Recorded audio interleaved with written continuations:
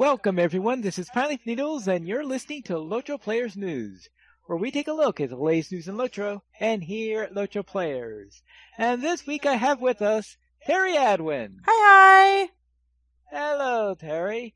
And the rest of the crew is busy this week, so it's just the two of us. Yay! You would think that would mean less side chatter, but that's not always the case. Not always the case. It usually just means there's nobody else to stop me talking. Then let's see what we have to talk about this week, and we are going to begin with a little bit of a patch, 23.4, where they just made a few tweaks because last week they opened up the gates of Mordor to the legendary servers. No, they didn't. It was the gates of Moria, Pine. Moria. Oh, Moria. Moria, Mordor, those two always get... We have a ways to go before they get Mordor. Yeah, actually, maybe I don't want them to get to Mordor too quickly. If I remember correctly, last time I got into Mordor, the character, it pounded me in the face. So let's leave it at Moria right now. My character is still... Well, we'll get to where my character is later on there. But I did not do any questing in Moria. I can tell you that much for sure. Included in this patch, there is a new bundle of items that was made available to the LOTRO store for all servers. And it's the Reclaim Moria bundle. And this is a once per account offer, where you, first of all, you get an account-wide goat of the Moria Sentinel. And that's a steed that you could, for all of your characters. So it's nice that's an account-wide goat. So Now, since I had recently bought a different account-wide goat, the white one, not exactly keen on just going out and getting another goat at the moment. So I'm not going to go, and I think that's probably one of the larger parts of the particular price tag on here. And it also comes with, for the character that opened it, a Gandalf emote, which is essentially "You shall not pass." Yeah, and that one's really cool. I previewed that in the emotes, the collections panel. It made me giggle because you pull out a staff and you slam it on the ground and do like this "You shall not pass" thing with the gesticulation thing. It was really nifty. Oh yeah, that is a really great one. I could see some great uses for that if you want that. So therefore, you can get that emote, and there is a wall engraving for the Helene Gate. Apparently, they were hoping it when they were first thinking of doing it similar to the Mordor door. But apparently the tech wasn't quite working right on it, so it's just a wall decoration. And a Helene Gate permanent fireworks launcher. Plus, dwarf-made candles that last for 1 minute, and there are 50 of each of 6 colors, it looks like. Yellow, red, green, blue, orange, and white. Oh, and purple. That's 7 colors. 7 colors. And you missed the little sentinel and training pet goat, which is adorable. And also the Moria welcome mat. Oh, yes. There is the welcome mat that's... Oh, yeah. Yes, the welcome mat is in the Moria welcome mat in there. And, of course, we can't forget the most adorable goat in the game. It's so cute. Yeah. Yes, the adorable little sentinel and training goat. So it's dressed similar to the sentinel goat, except of course it's a baby goat in dwarf armor. It is so cute. Yes. And there was one person who showed a screenshot on the forums showing the mount goat, and then next to it you could see the little huge baby goat next to it and them facing each other. So that was a really nice screenshot that they had there of the two of them. So you can see how they compare to each other. That had to have been 2 different characters, because cosmetic pets disappear when you're on a goat, on a mount of any kind. I guess that must have been the case on that. He somehow arranged it one way or the other. But anyway, that's a nice little thing. Some of these items are available standalone. For example, you can get these dwarf candles in batches of 25 in the LOTRO store. You can get the goat, and I think the emote also are available, if I remember correctly. I didn't check the emote, but I know the goat is available because that's one of the first things I checked. Yeah. And a couple of the other things they say they're planning on adding, but are not yet in the game. And you can get this, and you can get the package on one of your characters, but if you wanted to get the goat or the other items that are available a la carte, then you can get those separately for as many characters as you want. The main goat, the steed, though, as far as I know, is only available through this one, and since it's account wide, yeah, there's no reason really for them to take it away from the bundle. Right. They also mentioned that the sad tale of the pinwheel fireworks that lost its pinwheel has come to a happy conclusion.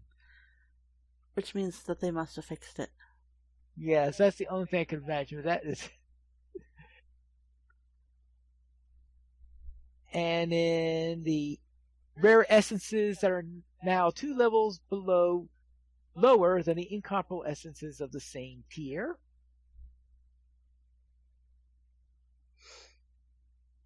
Right. And the instance emissary of the nomads, the fell spirits that spawn in the instance behave differently now and can be killed. Gee, that's a good idea.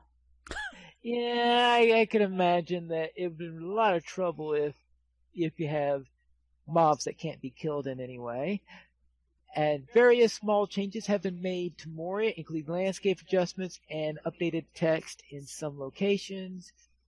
The only place I've been in Moria since the update has been the 21st Hall, so I've not had an opportunity to take a look at these. I guess I'll find out when my character gets into Moria. I bet the dwarves still all ask you if you're lost, though. I'm pretty sure of that. Though I have heard people telling me that the thing that they had a lot of trouble finding in Moria were goblins to kill because really there are more players than goblins in well these spaces. Well, I'm talking about, of course, on the legendary server. On the legendary server, right after opening it up, it was like there were just people all over the place killing all the mobs faster than they could respawn. That's why I'm not playing on the legendary server. Yeah, and that's why I'm probably pretty happy right now that I am still a few weeks from getting over to there, because I suspect things will calm down by the time I finally arrive. And some specific reserved names have had their restrictions lessened to allow for some additional character surnames. And I'm trying to say, and what does that mean? I've got no idea. But I can tell you one thing for sure. You still can't use needles? I still cannot use needles. So obviously that was not one of the reserved names that had their restrictions lessened. Oops. Maybe someday I'll be able to get that back. And apparently in skirmish raids, fancy wood chests that require completion of a higher level raid quest will spawn in the skirmish but not be opened. Now, the only thing I could think of that they are talking about here is that if you are level 1, I suppose that means if you're too low level, there may be spawning the raid chest, even though, of course, the raid chest is only supposed to spawn at level 120. So apparently it must be spawning, but not being lootable is what I think they mean on there. I suppose if you run a level 20 Trouble in Tuckborough and just go through there, see if that chest pops up and being unlootable will answer that question. I should remember to test that at some point. And in Spring Festival itemization, Cap of the Mountain Meadow displays unusual movement on the heads of elven males, high elf males, and dwarves. All right.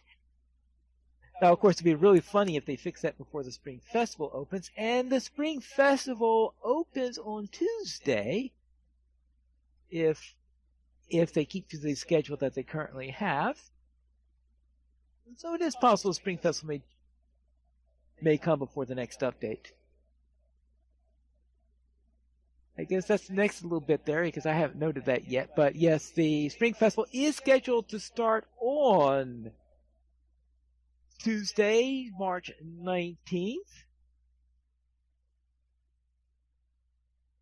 And we'll see how that works. But now let's head into the Beacon. And looks like somebody's standing in Khazad-dûm. How about that? That actually looks that's like wrong. That's Gandalf at the bridge of. That's right. That's Gandalf the at the fellowship scene. Yeah, that's the scene that you get. Yeah. Okay. Because you've got Legolas and some hobbits, and there's a Boromir and an Aragorn and a Gimli. Yeah. And more hobbits, and a Balrog and a Gandalf. Yeah, and a Balrog and a Gandalf. The trouble is that it looks so small on my screen that first time I saw it, I had a lot of trouble telling until I was able to look at it closer and closer, figured it out, and of course, the 3 days since then, I forgot again.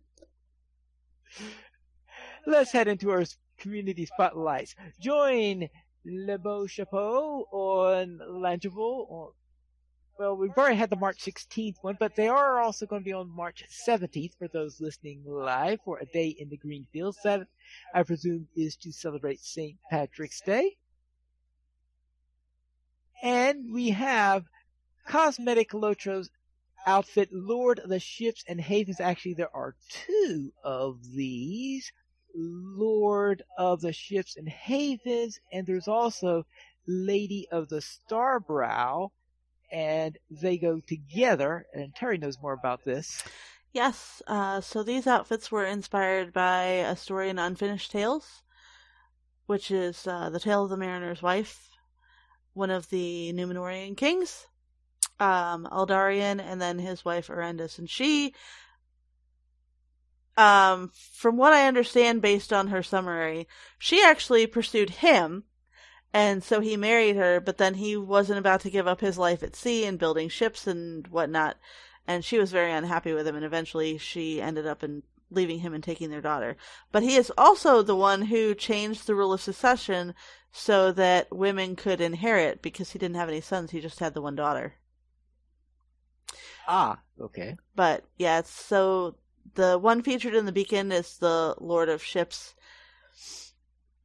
and Havens, and that is Eldarion, and then his wife is the other outfit. And there's a link to the other outfit in the article that's in the Beacon. I learned lore this week, you guys. Whee! Let me get the next. There we go. You could celebrate St. Paddy's Day party at the Knight's Rest on Langeable on March 17th, of course. And Second Breakfast presents the Bulwer Took Day pub crawl on, of course, March 17th at 11 a.m. on Crick Hollow. So most of the events that are listed in the community spotlights this week are for St. Paddy's Day. So if you're listening live, you may still have a chance to catch it. What time does the YouTube version of this usually post? Sometimes it'll post on Saturday night, Sunday morning. Sometimes it doesn't come out until later. It really depends on when Sandswind is able to get it to the channel. Alright then. I was just wondering if the YouTube version would be likely up in time for people to still be able to catch the... I don't actually have put an answer to that question because Right. Sans is not here tonight. Which Sans probably is not here, and I'm not the producer, so I don't really know how the production stuff works. I just pushed a button. You just pushed the button. Yeah, but I suspect it'll be later than sooner this week since Sans is not currently here. Let's head into the Ken Hall then. Allura is an 18-plus age mixed time zone kinship on Brandywine with a wide level range of age range of friendly, helpful players. We offer many Ken benefits such as a website with class forums, active Discord, the Follis Ken House, and all facilities, Ken auctions, events, and contests. Our team of mature raiders are looking for more 120s to join us raiding on weekends and progressing to T2/T3 race instances in a relaxed and fun manner. Our players run content throughout the week and welcome new, returning, and veteran players. Contact Officer Voxa, Arnalaw, Peepsqueak, Omi, Lunsteer, and Ashlorian in-game on Brandywine or Voxa Veter hash 8679 on Discord. I just suggest you open up the beacon and look at them directly, since I'm sure that how I pronounce them has nothing to do with the way that they are spelt. And for our weekly comment, what is your most favorite plant in LOTRO?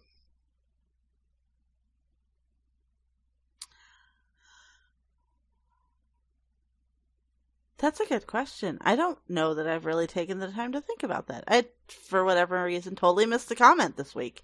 So I have not been thinking about an answer to it. I don't know. Indigo, maybe, because it probably makes some of my favorite dyes. Oh, yeah, that would be a good one in your case. And I would have to go with barley because of the number of recipes I cook using it. That's probably a good runner-up for me, given how many cook characters I've got. Yeah. Well, if I remember correctly, that's almost the only... It is the only crafting that I do, yeah. So much barley. So much barley, yes. We have people that are... Some comments on there, apparently. Sam just arrived, and we greeted Mary Rose. He says, "The rose that is Mary," and at first I thought he was talking about his favorite plant. Let's head into our fan site news. You can watch Bloodborne on the legendary Honor server and his level 50 Rune Keeper. And you can watch Andang, the Smuggler's Den Legacy of the Necromancer Part 23.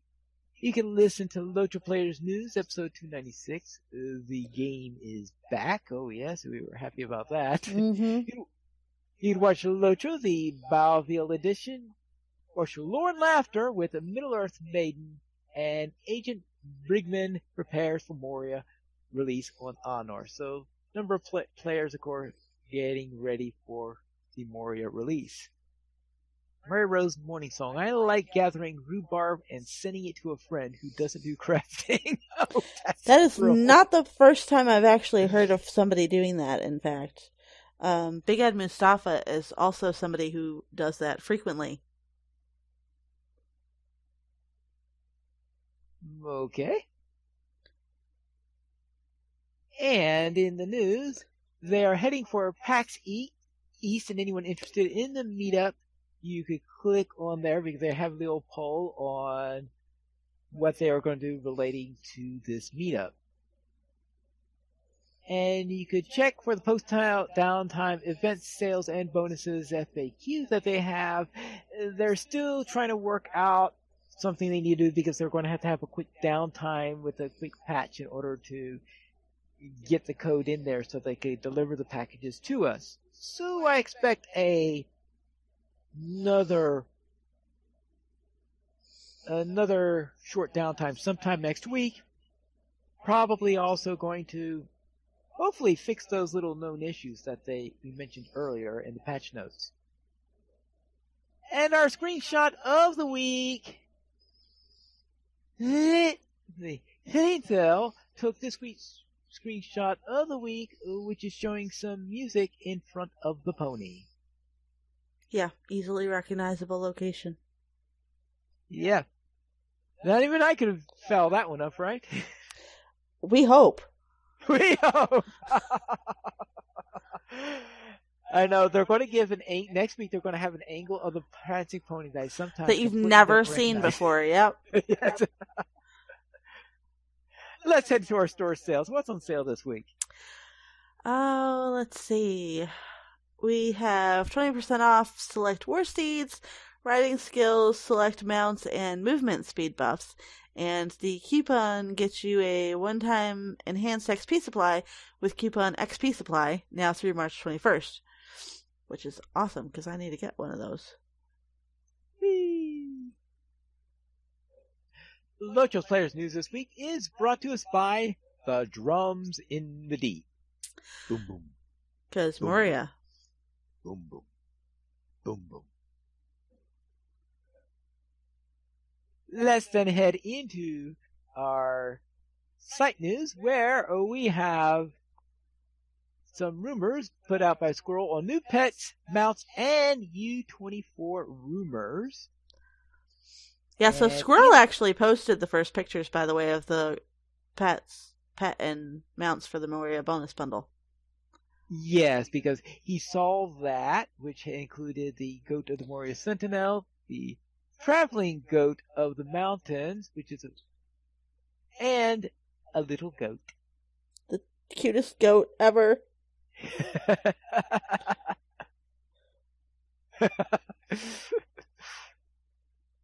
I see you spare no expenses for the sound effects. That's right. If you want actual drums in the deep, you're just going to have to play the game. Go to Moria. Yeah. There are actually drums in the deep if you go in Moria. In certain locations, there are drums. Yeah, there are a couple of quests relating to drums, and of course we've got a certain infamous set of drums that you can go to acquire in a certain instance. The other thing that Squirrel noted were some new cosmetic pets that say available by aiding Radagast at Rosgobel, and this includes a black rabbit, a brown pig, a golden bat, a golden sheep, a night squirrel, and a tan fox. They have not yet announced exactly what these pets are for. So the question is, this aiding of Rosgobel, is this something that's planned for the next update, or is this something to do with the Spring Festival? We don't have an answer to that question. We don't have an answer, because Rosgobel sounds like it'll be in about the area where what is probably going to be Terry Edwin's least favorite update is going to be. It only depends on how much we actually have to stay and help bears. Yeah. Well, if we have 6 cosmetic pets related to I don't care. To Rosgobel, because you could imagine that Rosgobel seems to be almost next door to the Bjornings.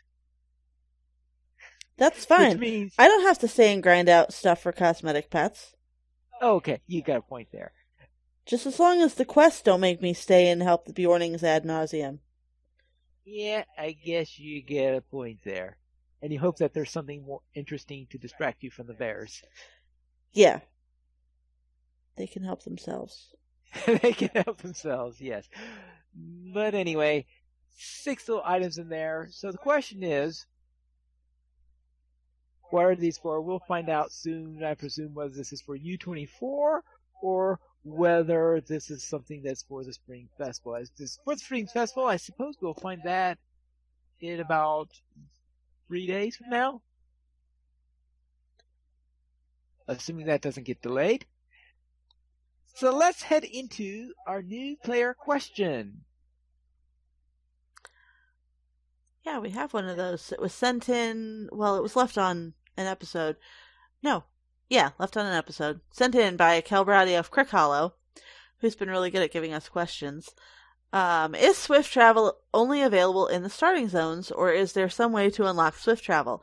If it is something you have to pay for, like Journeyman's Travel Skill, is it locked to VIPs only, like the Magical Everywhere mailbox, or is there a way for me to make a one-time purchase to unlock it? So the answer to this question is very simple. It is available to free players and premium players only in starting zones, but if you become VIP for 1 month, it will unlock Swift Travel on every stable that you've discovered in the time that you're VIP. So that would be on the characters that obvious. So therefore, that means make sure that you use all your characters during that month of VIP so that they could go and check all those stables out.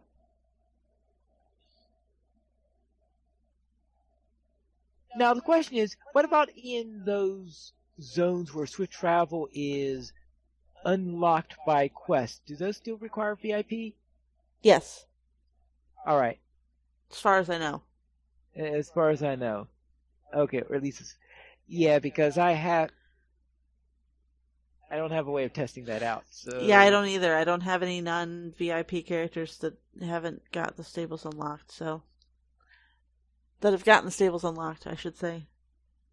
Yes. So as far as we know, for the moment, only those locations that things starter areas and like those locations that have only a Swift Travel option and that are generally available, or those are the only ones that do it. And of course, the most well known of those are the festival ones and the starter zone area ones. Yep. Let's then head into a week in LOTRO. And Terry, what have you been up to? Well, Girls of Middle-earth was about as lightly populated as this podcast tonight. It was Maven and Sans and I. It was just the three of us. So we said, well, what are we going to do? And we ended up doing the 3-mans from Pelennor Fields because Keys of Harland was the featured instance. So we did the Keys and then we did the other one. I don't remember what the other one is called now. Which I actually haven't done since they were out of beta because I attempted them with Andang when they were in beta, which is why I haven't done them outside of beta. Thanks, Andang. It actually didn't go too badly, although we did have to drop the level down from cap. We were not able to complete them at level 120 because they were just really ridiculously nasty. Well, at least you have the secondary reward that you can get when you do it less than level cap. Mm-hmm. And Axley and friends are almost ready to do Mirkwood skirmishes. We did all of the running around that you need to do before you start, because we did Protectors of Thanglehot already, but now we've got the next 2 in the sequence. No, we haven't done Protectors. We did Strike Against Dananglor. Dananglor, yes. We did Dananglor. So the next 3 are right in a row. It's Protectors of Thanglehot and then the 2 Dol Guldur ones. Right. And we got all of the prep running that needed to be done. And got back in touch with an old friend that I haven't talked to in ages and ages and ages. One of the other people that originally got me started playing the game. And the reason why I have a level 40-something Terry on Laurelin and picked back up the Laurelin Terry Adwin and was running through Epic Volume 1 storyline, which was super helpful because the friend is up to level 102, so is not at the new content yet, but is a hunter and has ports. So that made because I was in book 6 when we started, and there's like some strange running around that you have to do, and having a pocket hunter for porting around purposes is really awesome. It makes the slog through that travel nonsense much more tolerable. Yeah. And left her in. She's in Annuminous, so I think that's what, books 8 or 9. And then I didn't get. I started. It's book 9, I think, because I started the second deed. I didn't get the deed title for completing Shadows of Angmar. the first half, and I got the deed. I got the start of the second half of the deed because it popped up, you've started a new deed. And then I'm like, well, Right. why didn't I get the title for that? And it turns out I didn't actually do books 4 and 5. So I will Ah. have to go back and do the Trollshaws and Misty's books at some point. But I'm pretty sure that this is also the Terry that originally got to the Trollshaws and said, nope. Because when I picked her back up again, she was questing in the Shire. So this was the original character that said no to book volume 1, book 4. Yeah.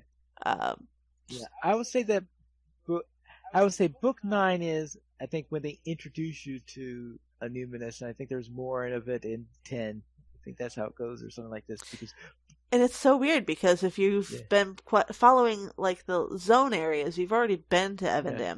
But I don't think it actually came out in the game until it got there in the story. Yeah, that's what happened. It didn't. Yeah, until they opened it up, because Evandam was the first new zone that they opened up after the original set. Which is so weird to me because for me, it's always been in the game. Yeah. So, Pineleaf, how was your week? All right, I'll begin on Crick Hollow, where I completed the 120 Harbinger deed. Boy, that was a lot of Harbingers. You have way more patience than I have. Yeah, because killing 180 Harbingers on a single character is a lot. And probably the weirdest thing that happened is that this was the week where I had, let's say, more than usual of those extra encounter mobs. You know, the ones that you get every once in a while? Yeah. The weirdest case of this happened during a Battle of the Tower run, where I was running low on time. So I decided, all right, I'll run this at 1:15 so I could get through it faster. So I'm running Battle of the Tower, level 115. I'm level 120. I'm running through the skirmish, and when I'm going down past the first two area where you have the audience room and the first two rooms, and you go to the next area, I ran to an extra mob that I wasn't expecting. I said, "Oh, why is there a brigand here?" Of course, that was Hogaward, a level 120 Elite Master Hogaward. So it was the small fellowship version of Hogaward that was coming up. So I had to get by Hogaward in order to continue on through on the skirmish. All right, so I get past Hogaward.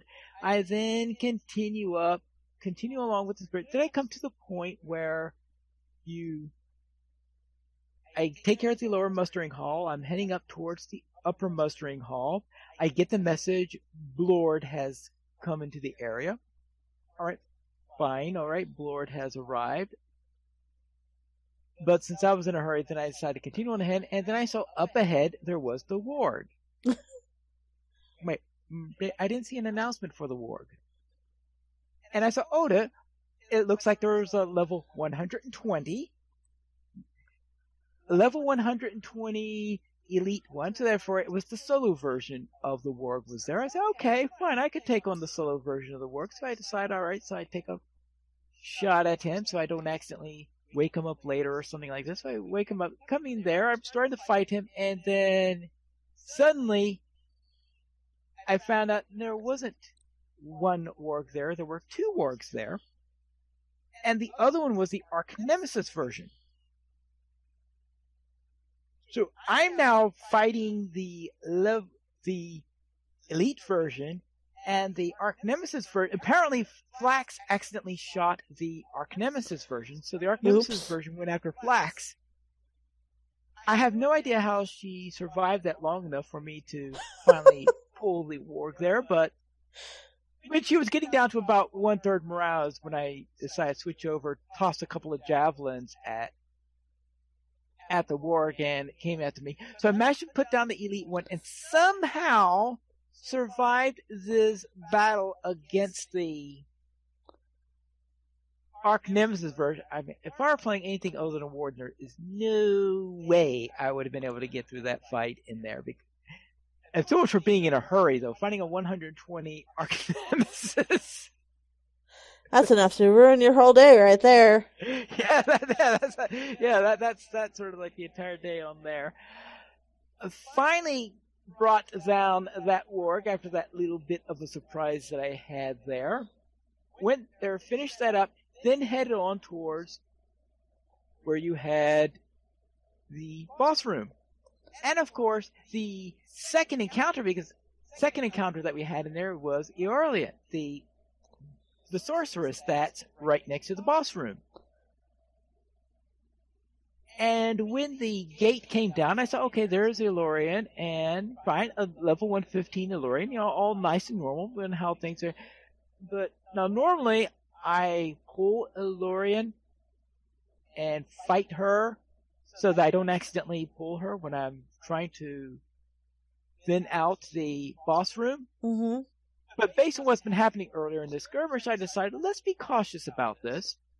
So I did some tabbing, and there wasn't just one copy of her there. There were actually all 4 versions, because on top of the 115, there was a 115 Elite, but there was also a 120 Elite Master, 120 Nemesis, and 120 Arch Nemesis version there. So for your battles in the tower, you really battled in the tower. So I decided I'm going to be very cautious here and not put my javelin anywhere near her direction where she could see it. I just pulled the room cautiously when I went into there and fought was in the boss room and completely ignored her. Because, I managed to survive that war, but there was no way I was going to survive 4 copies of her at once.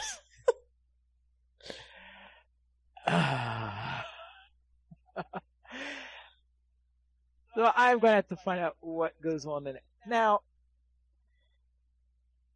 I did have another case of something similar to that. Now, I had several of them on Crick Hollow there, but I think that was the last time I saw that one on Crick Hollow there. Now, on Gladden and Landreval, I completed the deed to kill all the Harbingers at least once. The deed, so I finally finished all that deed today. Whee! And then on Anor, I headed into the Misty Mountains, started my questing there, started the Epic there, and of course, I also started skirmishing on that server because skirmishes just opened up. And the weirdest thing that happened there was when I was playing the Defense of the Prancing Pony for the first time on this character. And as I talked to our NPC there, ready to get things started, and as he's starting to give his talk at the beginning of Defense of the Prancing Pony, I see the bread orc come start walking up. Now, if the bread orc is walking up early, it means one thing. It means this is an extra copy that doesn't belong. And sure enough, I looked on it. I think it was the Elite Master version of him. And I said, yeah. And of course, he was level 50. Now, I'm level 43, so of course I'm running this at level 43. And apparently, whenever they do these misspawns, they must round up to the nearest 10 or something like that. That's at least what it seems like is going on in here, because this was a level 50 version of him. And when I saw him sauntering up like that, I just walked away because he was 7 levels above me, and I didn't feel like fighting him. So I just walked away in the opposite direction. And apparently, the NPC wasn't fully activated yet, because we just had the orc standing there, and we had Heatstraw ignoring the orc and the Heatstraw just ignoring each other. I just quietly exited the skirmish and decided, let's try another one right now. That's too funny. So this was the week of extra encounters. And I'm just wondering if the Harbinger event has somehow triggered extra cases of extra encounters or something like that, because I don't know what was going on. I know, but of course, I know that on Honor we didn't have Harbingers. So. That is, of course, an argument against there being any relation on that.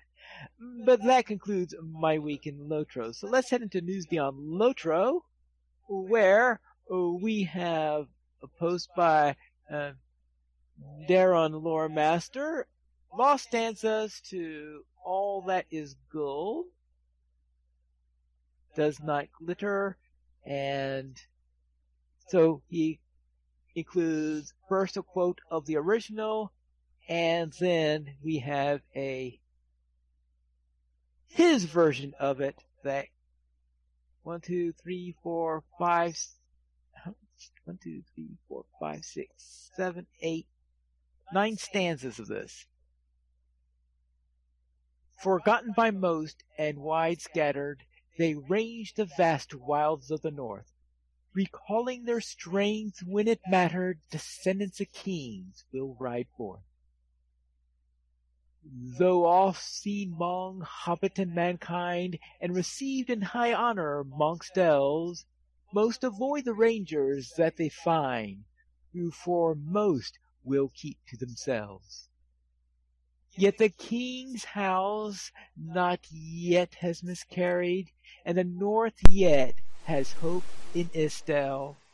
Though the start of his reign has long tarried, he will come. May his ending be well. Not all stones from the mine contain treasure, not all paths from one door lead aright. Yet the diamond has worth beyond measure once the gemstone is brought to the light. Not all steel is suited for sword blade, a hero not all men can make. As the strength of elves and their songs fade, a good king one should never forsake.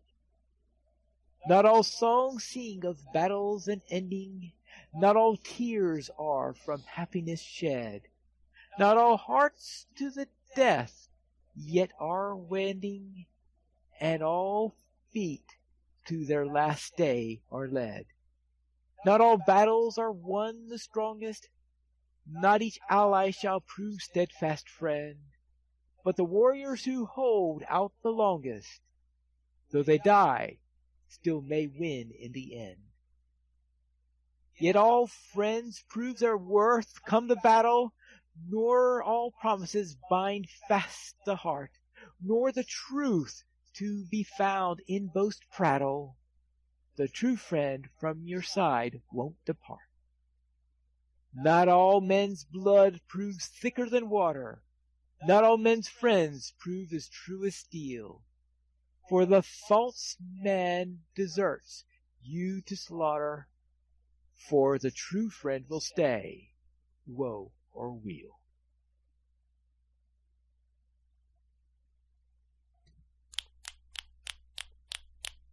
I feel like that sounds like a Middle-earth country song. It had that kind of cadence to it. Yeah, it sort of does, doesn't it? both cadence and in the style also. I never thought of that, but you got a point there. Then we have a little post by Drac. Oh. And Amazon's The Lord of the Rings series to be set in the Second Age. And, well, at least that's the conclusion that Drac has made from the teaser maps that Amazon posted, showing several maps. Actually, the first one was a map where first they had nothing on it, then they started adding text, adding text, adding text. And then the fifth map is a slightly different map, though most of the details are the same. But you have Numenor out in the southwest corner of the map. And then they had a follow-up post that said that something like, welcome to the second age. Yeah, and everybody lost their minds. Yes. So a lot of the speculation then, including Drax apparently, is that the series is going to be set in the Second Age. And at least what they showed here implies that they certainly have, that they have at least some rights that a lot of other people don't have. Because I think some of these names you can't even use without special permission. Because most of the things that we have that are derived works are based either on the Lord of the Rings or on The Hobbit, because that's the rights that have been sold, and most people go through Tolkien Enterprises for that. But this involves a couple of other items in there that you might be able to get away with mentioning in a scholarly work, but Amazon's not doing a scholarly work. They're doing a commercial work. So therefore, there's a lot of speculation that because of this, that they have the rights to stuff from the Book of Lost Tales, and that they are going to be, and that story is going to be based on things from there. How true that is, we probably have some time before we find out. Yeah, we still don't really know anything.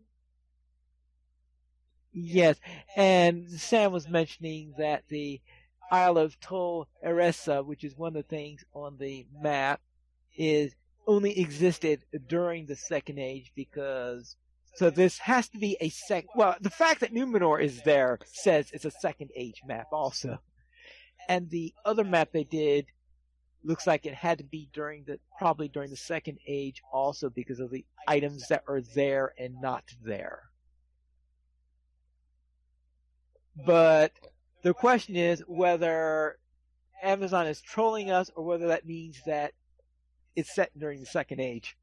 Yeah, so in addition to Drax's article, which people can read on the site via the link in show notes, the Tolkien professor also did a podcast talking about various things, and I don't know, I am reserving judgment until we actually have a time frame of when we're going to see this thing. Yes, we can only hope that's going to be within our lifetimes.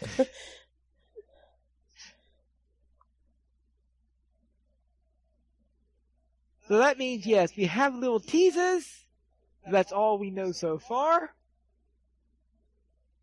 And hopefully sometime in the near future we can have some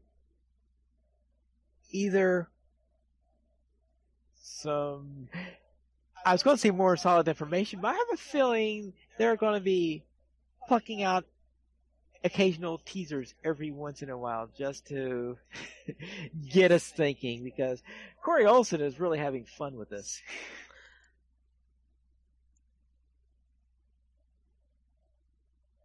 We currently have 21 supporters on Patreon. If you'd like to join this illustrious rate of players and help support LOTRO players, simply go to the donations page where you can support the Players Alliance on Patreon. There you'll find rewards, including a mention on the podcast of your choice, or even be guest with us for an episode of LOTRO Players News. And this week, we have a featured comment, and the first of these is from Barnabas, who says, the return of Timeleaf! We only see him twice a year. But our longer comment is from Finn on our latest episode. And Terry, what did Finn say? Oh, Finn had lots to say. Finn says, another great episode. Had me laughing quite a bit. As far as what I and my wife did during the down absent time of game time, we spent it catching up on some movies and TV shows that we've been wanting to see. We watched Bohemian Rhapsody, which I highly recommend for anyone that is even a casual Queen fan. We also watched a few Star Trek Voyager and Enterprise episodes, since we have not seen them since they originally aired. I know, boring, but you did ask your listeners to post what they did. Probably about as boring as those, everybody else who wasn't playing LOTRO. On another note, the new player question Pineleaf explains the buff stick of a captain pretty well, but sadly I have to add my 2 cents worth, since my main for a long time was a Cappy. Cappies can do all 3 trait lines well, and they are asked to do all 3 from time to time, so it pays to be prepared to do so. Up to level 115, I had sets of LIs for healing, tanking, and DPSing for my Cappy. Not only the 3 weapons and 3 items, but I also needed 2 sets of armor for him, one for tanking and one for healing and DPS. It was after Mordor that I decided I was not going to grind for all this anymore and switched back to my Mini, who was my original main, but I'd moved to Cappy because my kin needed one more than Mini. But as Sanswinda noted, Minis need multi-allies also, but not as bad as Cappy's. My Mini can wear the same armor no matter what he is doing, but he needs allies for DPS, healing, and in raiding a buff ally. Only 2 weapons, DPS and heals, and 2 books, healing and buffing. Not as bad as a Cappy, but still a lot of work. That is, of course, if you want to raid, and be at least not the one to blame for multiple wipes due to bad gear. All that said, you do not need to go crazy with your allies, as Terry and Pine can both tell you. This game is not only the best as far as storylines go, but also in its balance of the casual player as well as the crazy hardcore player. Sorry for the overlong post, I can ramble at times, yeah? So again, as I said last week, that is entirely too much work for me, and this is why I play a champion, because I only need 1 set of gear. Kill stuff, oh yes, and kill stuff. Occasionally I might yell at something to pull it off of a healer, but I don't have to switch gear to do off-tanking. Yeah. I guess that's true. I have a feeling that a warden theoretically should change gear, but no, I'm not doing it. I'm not doing it. We did not receive any emails this week, though we certainly had plenty of stuff contacted otherwise. But if you'd like to send us an email, you can send it to podcast@LotroPlayers.com, and you can also follow us on Twitter, The Players Alliance @PlayersLI, LotroPlayers @LotroPlayers, Arendis @Arendis, Pineleaf @PineleafNews, Sandwinda @Sandwinda, and Terry Edwin @TerryEdwin. The Players Alliance has 2 shows each week. On Thursdays at 7 p.m. U.S. Eastern Time, we have DDO Players, and on Saturdays at 8:30 p.m. U.S. Eastern Time, we have Lotro Players News. You can choose for our live shows at LotroPlayers.com/live. And that is all for tonight, and this is Pineleaf Needles reminding you to skirmish responsibly.